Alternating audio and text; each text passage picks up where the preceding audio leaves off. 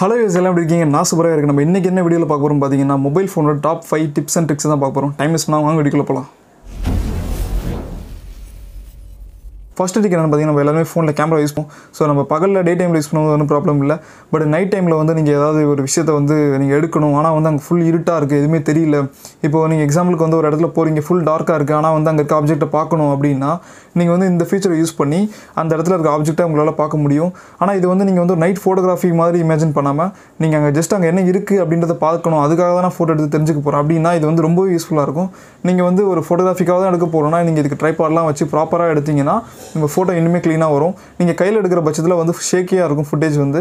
So அதனால வந்து இந்த ஃபீச்சர் வந்து நீங்க ஒரு ட்ரைபாட்ல வச்சு எடுத்தீங்கன்னா வந்து சூப்பரா இருக்கும். அப்படி இல்ல நான் வந்து ஜஸ்ட் வந்து அந்த பிளேஸ்ல என்ன இருக்குன்னு பார்க்கணும். நான் முடிஞ்ச வரைக்கும் என் கையை வந்து ஷேக் பண்ணாம நான் எடுக்கிறேன் அப்படினா நீங்க ட்ரை பண்ணலாம். கண்டிப்பா நல்லா வரும். நான் பாத்தீங்கன்னா நிறைய ஹேண்ட் ஹெல்டா தான் ஃபோட்டோ எடுத்திருக்கேன். நான் வந்து எந்த ட்ரைபாட்லாம் யூஸ் பண்ணல. சோ அதையும் நான் உங்களுக்கு காட்டுறேன். அண்ட் இது என்ன எதுக்கு யூஸ் ஆகும் அப்படினு பாத்தீங்கன்னா நீங்க வந்து ஒரு டார்க் பிளேஸ்ல இருக்கீங்க. ரொம்ப இருட்டா இருக்கு அந்த இடத்துல. அங்க ஏதோ ஒரு ஆப்ஜெக்ட் இருக்கு. அதை நான் வந்து என்னால பார்க்க முடியல. நான் பார்க்கணும். ஆனா கொஞ்சம் லைட் இருக்கு. என்னால என் கண்ணுல வந்து ஓரளவு பார்க்க முடியுது. என் ஃபோன் கேமரா ஆன் பண்ணா சுத்தமா ஒண்ணுமே தெரியல. இருட்டா இருக்கு அப்படினா நீங்க இதுல வந்து உங்க ஃபோன்ல வந்து pro mode or manual mode ஒரு ஆப்ஷன் இருக்கும். நீங்க அதுல போனதுக்கு அப்புறம் உங்களுக்கு பாத்தீங்கன்னா ISO, S, அதுக்கு அப்புறம் WB, அதுக்கு அப்புறம் F இந்த மாதிரி நிறைய கீவேர்ட்ஸ்லாம் இருக்கும். நீங்க அதுல S அப்படின்றத வந்து முடிஞ்ச வரைக்கும் மேக்ஸிமம் வச்சிருங்க. அதாவது இப்போ என்னோட ஃபோன்ல Redmi Y2 இதுல வந்து 32 செகண்ட்ஸ் தான் மேக்ஸிமம் இருக்கு.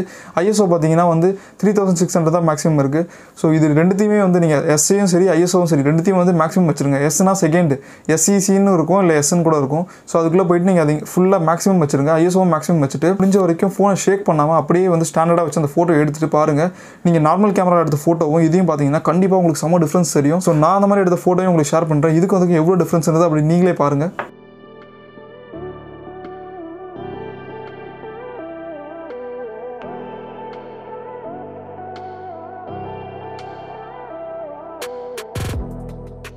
கண்டிப்பாக உங்களுக்கு நல்ல டிஃப்ரென்ஸ் தெரிஞ்சிருக்கும்னு நினைக்கிறேன். ஏன்னா வந்து நார்மல் ஃபோனில் எடுக்கிற கேமராவுக்கும் நம்ம அதே ஃபோன் கேமராவில் ப்ரோ மோடில் வந்து அதாவது மேனுவல் மோடில் எடுக்கிற ஃபோட்டோவும் வந்து எப்படி டிஃப்ரென்ஸ் இருக்குன்னு நீங்களே பாருங்கள்.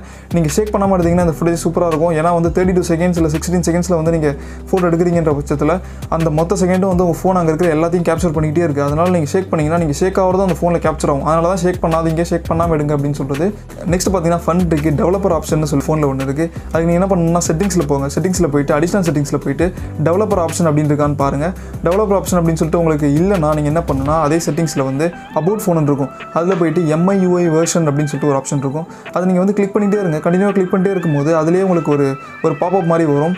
5 times to go, 3 times to go அந்த மாதிரி சொல்லிட்டே இருக்கும். நீங்கள் 7 times அந்த மாதிரி கேட்கும்னு நினைக்கிறேன். நீங்கள் அதை கிளிக் பண்ணிட்டே இருந்தீங்கன்னா யூஆர் நவ் டெவலப்பர்னு சொல்லிட்டு ஒரு பாப்அப் வரும். வந்துட்டதுக்கப்புறம் மறுபடியும் நீங்கள் இப்போ அடிஷனல் செட்டிங்ஸில் போயிட்டு நீங்கள் டெவலப்பர் ஆப்ஷன் இருக்கான்னு பாருங்கள். கண்டிப்பாக இருக்கும். செட்டிங்ஸில் அடிஷனல் செட்டிங்ஸ்க்குள்ள போய் பார்த்தீங்கன்னா டெவலப்பர் ஆப்ஷன் மறுபடியும் வந்திருக்கும். ஸோ இப்போ நீங்கள் அதை கிளிக் பண்ணிவிட்டு கொஞ்சம் கீழே ஸ்க்ரால் பண்ணிட்டே வந்தீங்கன்னா டிராயிங் அப்படின்ற ரோ இருக்கும். அதுக்கு கீழே பார்த்தீங்கன்னா show surface update, show layout பவுண்டரிஸ்னு 2 இருக்கும்.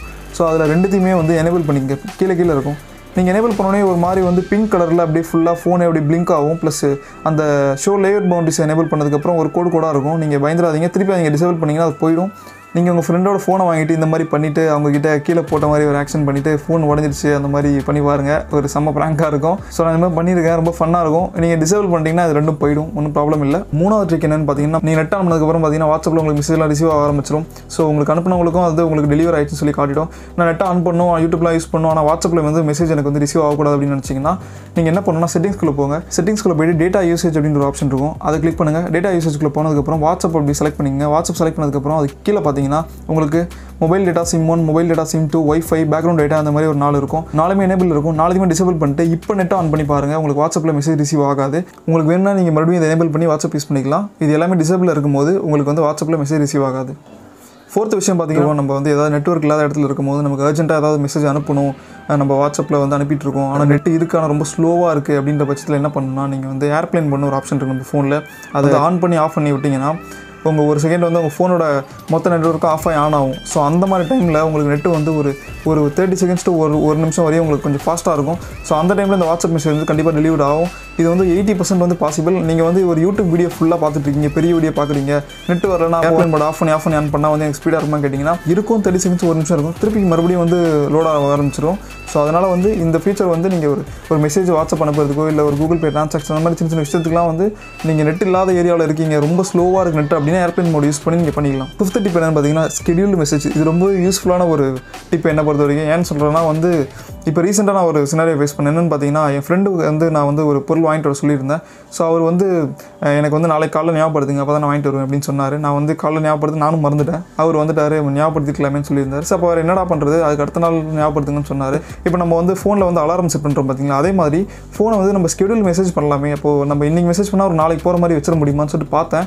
ஸோ நம்ம ஃபோனில் எல்லா ஃபோன்லையுமே அந்த ஆப்ஷன் இருக்குது, நம்ம வந்து யாருமே அதை யூஸ் பண்ணுறது இல்லை. ஸோ நான் என்ன பண்ணேன்னா அந்த மெசேஜ் வந்து ஸ்கெடியூல் பண்ணிட்டு அவருக்கு வந்து நாளைக்கு அது 10 மணிக்கு அவருக்கு போகிற மாதிரி வச்சுட்டேன். ஸோ கரெக்டாக 10 மணிக்கு அவருக்கு ரிசீவ் ஆயிடுச்சு. ரிசீவ் ஆனதுக்கப்புறம் அவர் பார்த்துட்டு அதை வாங்கிட்டு வந்துட்டார். ஸோ ஸ்கெடியூல் மெசேஜ் வந்து ரொம்பவே வந்து யூஸ்ஃபுல்லான ஒரு இந்த மாதிரி ஒரு சினாரியோவில் நீங்கள் கண்டிப்பாக யூஸ் பண்ணிக்கலாம். அது எப்படி பண்ணுறதுன்றதை நான் இப்போ உங்களுக்கு சொல்கிறேன். உங்கள் ஃபோனில் மெசேஜ் ஆப் ஓப்பன் பண்ணிங்க. இப்போ ரைட் சைடில் கீழே பார்த்தீங்கன்னா ஒரு ப்ளஸ் சிம்பிள் இருக்கும். அது வந்து நீங்கள் மெசேஜ் கம்போஸ் பண்ணுறது. அதில் போயிட்டு நீங்கள் யாருக்கு மெசேஜ் அனுப்பணுமோ அவங்களுக்கு செலக்ட் பண்ணிக்கங்க. செலக்ட் பண்ணதுக்கப்புறம் அவங்களுக்கு டைப் பண்ண வேண்டிய மெசேஜை டைப் பண்ணிக்கங்க. இப்போ எனக்கு வந்து லெஃப்ட் சைடில் நான் ரெட்மி Y2 மொபைல் யூஸ் பண்ணுறேன். இதில் பார்த்தீங்கன்னா ப்ளஸ்னு ஒரு பட்டன் இருக்குது. அதை கிளிக் பண்ணதுக்கப்புறம் டைம்டு அப்படின்னு ஒரு ஆப்ஷன் இருக்குது. அந்த ஆப்ஷனை நான் கிளிக் பண்ணதுக்கப்புறம் எனக்கு பார்த்தீங்கன்னா டேட்டு, அவர் அண்ட் நிமிஷம் எல்லாமே காட்டுது. ஸோ நான் இதில் வந்து நாளைக்கு அனுப்பணுன்ற டேட்டை வச்சுட்டு அண்ட் அவர் வந்து கரெக்டாக நான் எந்த டைமுக்கு வேணுமோ அந்த டைம் வச்சுட்டு நிமிஷமும் கரெக்டாக செட் பண்ணிவிட்டு நான் இப்போ ஓகே கொடுத்ததுக்கப்புறம் நான் அனுப்ப வேண்டிய மெசேஜுக்கு மேலே இந்த டேட் அண்ட் டைம் வந்து வந்துருச்சு. இப்போ நான் அவருக்கு இதை சென்ட் பண்ணேன்னா கரெக்டாக நாளைக்கு காலைல 10 மணிக்கு இந்த மெசேஜ் வந்து என் ஃபோன்லேருந்து அவருக்கு போகும். நான் இதை வந்து மறந்துட்டாலுமே கூட கரெக்டாக இந்த மெசேஜ் அவருக்கு போயிடும். ஸ்கெடியூல் மெசேஜ் ஃபீச்சர் வந்து கண்டிப்பாக உங்களுக்கு யூஸ்ஃபுல்லாக இருக்கும்னு நம்புறேன். என் ஃபோனில் இந்த மாதிரி ஃபீச்சர் எப்படி பண்ணணும்னு எனக்கு தெரியல, நான் வந்து ட்ரை பண்ணேன், எனக்கு இந்த டைம்டு ஆப்ஷன்லாம் காட்டல அப்படின்னா உங்களோட ஃபோன் நேம் வந்து என்னோட கமெண்ட் செக்ஷனில் போட்டு உங்களோட கொஸ்டினை கேளுங்க. கண்டிப்பாக நான் ரிப்ளை பண்ணுறேன். அண்ட் இந்த சொன்ன 5 விஷயத்துலையும் வேறு ஏதாவது கொஸ்டின்ஸ்லாம் இருந்ததுன்னா அதையும் நீங்கள் கமெண்ட்ஸில் சொல்லுங்கள், நான் கண்டிப்பாக ரிப்ளை பண்ணுறேன். வீடியோ உங்களுக்கு பிடிச்சிருந்ததுன்னா லைக் பண்ணிட்டு உங்கள் ஃப்ரெண்ட்ஸ்க்கு ஷேர் பண்ணுங்கள். அண்ட் கீழே சப்ஸ்கிரைப் பண்ணிட்டு சப்ஸ்கிரைப் பண்ணிங்கன்னா எனக்கு கொஞ்சம் மோட்டிவாக இருக்கும். இதே மாதிரி ஒரு நெக்ஸ்ட் சூப்பரான வீடியோ வந்து கண்டிப்பாக பண்ணுறேன். அது வரைக்கும் பாய்.